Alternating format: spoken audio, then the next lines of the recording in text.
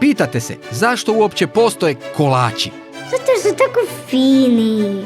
Kolači su najfinija poslastica što se stvorila na cijeloj planeti Zemlji. Ono kad pojedem kolač, mislim, odmah vi još jedan nakon toga. Još jedan. I mi.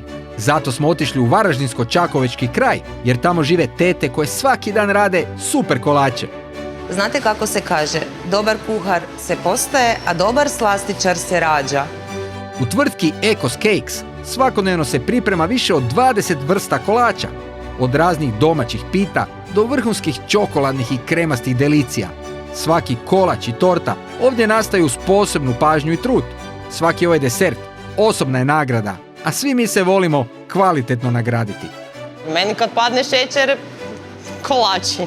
Moj muž jede kolače za zajtrk, za objed i za večeru.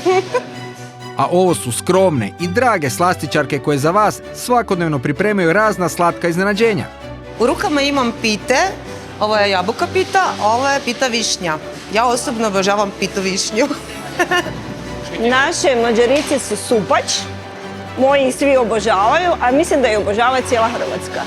Ovo vam je damska torta s biskvitom, filom malinom i čokoladnom kremom. I to jedu prave dame.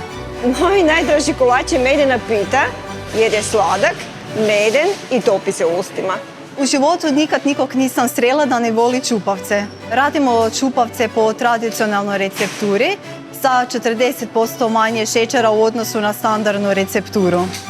U proizvodnom pogonu grofice Marice u Varaždinu za Spar se izrađuje dio miješanih domaćih keksi, svježih tradicionalnih kremastih kolača kao ledeni vjetar, prhke makovnjače i orehnjače, voćni parfeji te domaće torte.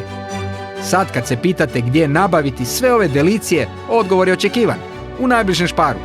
Ovo su pravi kolači, to moji unuci vole. Život bez kolača bi bio tužan i niko ne bi bio sretan. Da, domaće. Spar, Interspar.